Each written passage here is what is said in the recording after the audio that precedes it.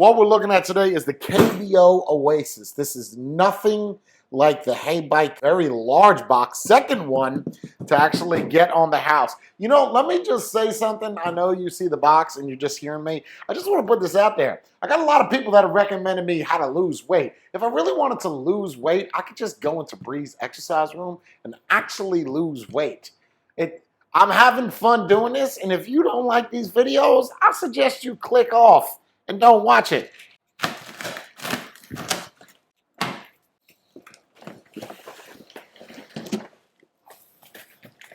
Quite heavy out of the box.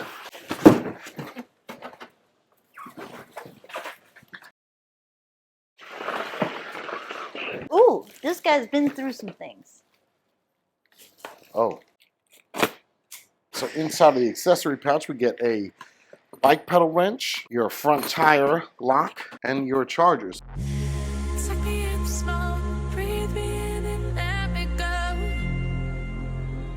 It looks like the little rubber grommet here kind of came out. Just to know what you knew. Restless every time we start locking eyes. We got some drag. I don't know if you could hear that, but you hear the pads hitting. So they're very easy to adjust.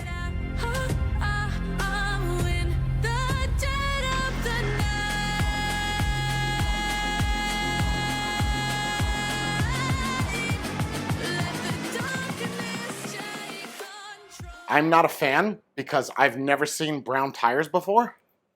I've seen white, I've seen black, I've seen blue. I've never seen brown before. It is a little bit weird seeing a tire that color. Power is very low on this. We're gonna have to let it charge for a little bit. Tell by the seat, you can tell by the tires. It's designed for fat people like me. Now I know what you're saying. You're probably like, nah, man. Anybody can ride this. You're right, but don't do it to lose weight because the internet tells you that sit down as much as possible and you'll lose as much as weight as possible. A lot of these e-bikes that you get from China, they all have this dot matrix-esque style of display. I would prefer something color, definitely compatible with apps on the iOS, on Android, but having it where it kind of sits on the side like this, I'd prefer it where it's more center. We do have a 500 watt motor rear hub, obviously not mid. You're not really gonna find any mid style bikes that are going to be under $2,000. I'm not saying they don't exist, it's rare. And when I'm saying mid, essentially it's center. So your motor's here versus in the back. I know what you're saying is, why don't you wear shoes? I have a problem with my feet. I have bunionitis. It's arthritis mixed with bunions. So therefore, if I wear shoes, it messes up my balance and I fall a lot. So, and I prefer not to fall on a bike. So I prefer not to use shoes. I also prefer not to wear helmets. And I know what you're going to say is you should probably wear a helmet. Well, I ride that without a helmet, so I could ride this without a helmet. Again, I do recommend people that do ride to wear shoes and helmets. I lead by a terrible example. I think we get a bill. Here it is one more time. Double down. That's it. Very easy to assemble this. I mean, extremely. A couple bolts. I did have to adjust the back brakes because they were a little bit too tight. The front is not that bad once we put it down. Essentially out of the box, just fill up your tires, put it together, make sure all your nuts and bolts are tight. That's it. I mean, it's that simple. It doesn't get any easier than that. And the battery was dead. Battery can be charged on or off the bike. Remove the battery by turning the key and then pulling the battery forward and up until the battery detaches from the mating receptacle. Unlock it. Okay. So with the battery, the way that it is, it's not as simple as just turning this and then taking it out, right? It says to push the battery forward and up in the manual. Well, forward would be that way, but you would think, okay, so up would be this way.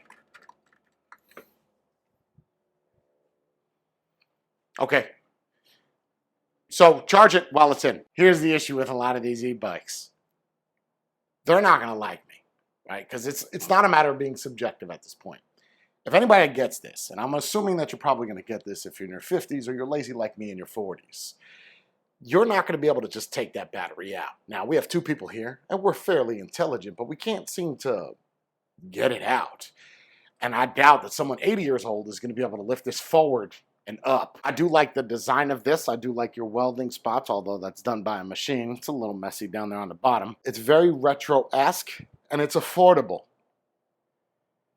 And some people will like that. I prefer a color screen. That doesn't mean that the bike is bad. You cannot use it out of the box, though. You're probably going to need to charge a battery for 5 to 7 hours before it's full. You do have your little brake lights on the back. So if we hit the brakes, does it work? Yeah. It blinks.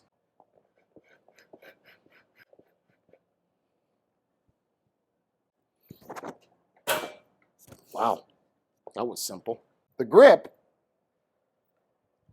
it's not all very good.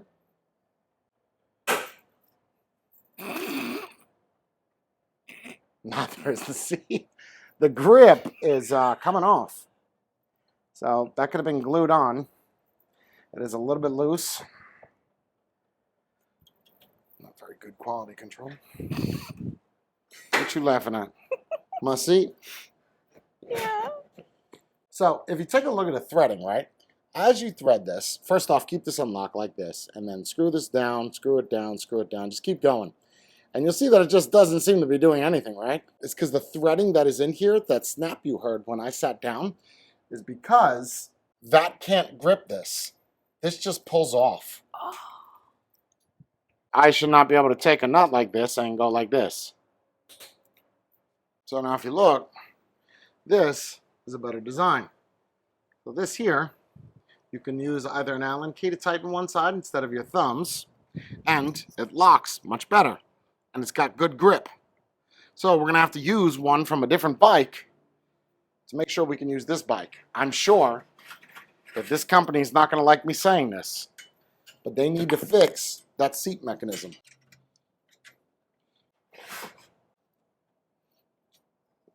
Now, see? No problem. Very comfortable seat. Let me go over the settings real quick. It's been charging for about 2 hours, so we're just going to press the button, turn it on. So you see it's got 2 bars. Pedal assist is at 1, bring it down to 0. So if we get into the settings, they're all typically the same. We hold this down, and then we'll bring it up. And then basically this one here allows you to reset the trip. And if we press the power button again, you'll see the max is 20.5. You are actually not able to adjust that or unlock it, no matter if you hold it down, hold down the up, hold down the down. It seems to be locked. And then that is your mile per hour and your kilometers per hour. And then that is the battery, and it's got a 48 volt in there. That's it. It's that simple. And then we hold it down, and then we're kind of back at the baseline. So we're going to see what it's like going on this thing. So we're going to go ahead and turn it on. Not the biggest fan of this grip. It's a little loose, and you see the way I pedal assist 1. We're just going to bring that up to 5 and just go right into it. And we do have our twist throttle here, so let's go right into 5.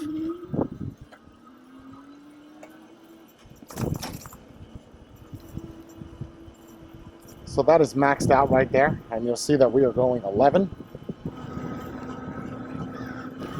And the battery went from 2 bars to 1 bar. So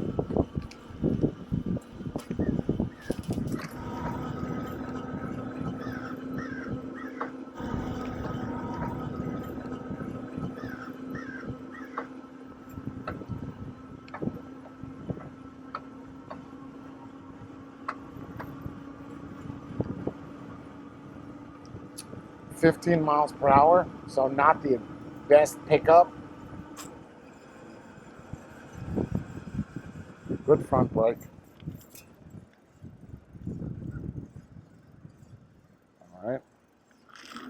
So you can see it's pretty responsive. I mean, there's no lag. And now that we're downwind, let's see what we do here. 15, 16, 18. Okay.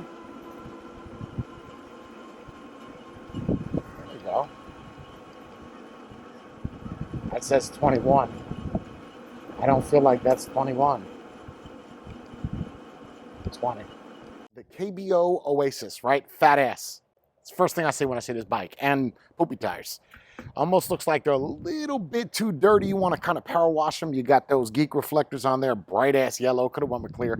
But it being Brown, not a fan, but that's not where I have the biggest problem. Where I have the biggest problem is actually the seat ensemble, right? Your seat ensemble, this whole attachment situation is not good. This is not from this bike. This is from a different bike. And then, of course, your display. The display is extremely basic. When you see these budget style e-bikes, that's what's going to happen. You're going to get a lot of not so colorful LCDs. The battery not being, I've seen online that this battery is supposed to be at 30%. No, it wasn't 30%, maybe 5%. And I did go through the settings and I could not adjust this past 20.5, which kind of puts it in that class 2 because it doesn't go over 20. You have your throttle and you have your pedal assist. Next thing is the hand grips, right? I'm just giving you the cons, I'm just firing off. The hand grips being able to come off, not the biggest fan. It may be leather, but it's more like fake leather. For the price that it is, there are other bikes that are on the market that are essentially the same price and they're built better. I do appreciate KBO for sending me this. It was super easy to assemble. I just hope that if anybody does buy this, they do manage to fix this. This is a major no-no. That's a safety concern if the seat cannot stay in place. And you saw when I was pulling it off, it was coming off. That's just not good. Everything else about the bike, it is by far the most comfortable bike that I've ridden. And I have the Aventon Adventure. I have the Hay bike. I also have a Ducati, but I can't use that as a comparison.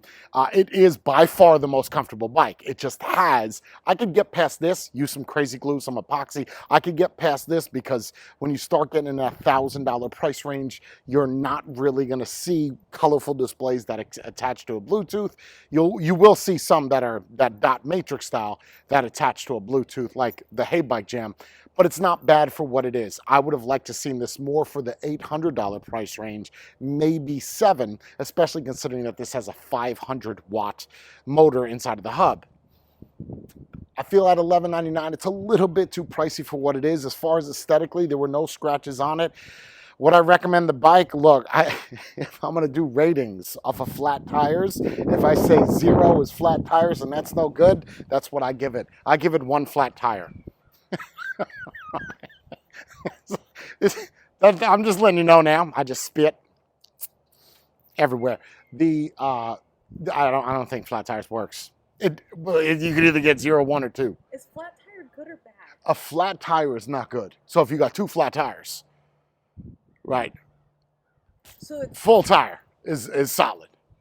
2 full tires. So right now it's half bad? It's only got 1 tire. Okay. So it's like 50%, you know, for the price that it is, should be a little bit better. And I could not figure out how to get this battery out. 2 people, 1 battery, 0 wins. We suck. It's either that or the battery sucks. I do like the water bottle holder. I'm going to give it 1 tire. Not fat or full, just a tire. That's all that. I don't even know how the rating system works yet right now. It's just getting 1 tire. If it has 2 tires, it's a great bike. If it has 2 flat tires, it's a piece of shit. This has got 1 tire. It's a unicycle with a bird. That's a Kestrel. That is a Kestrel. That is pretty as shit. Wow. 1 tire.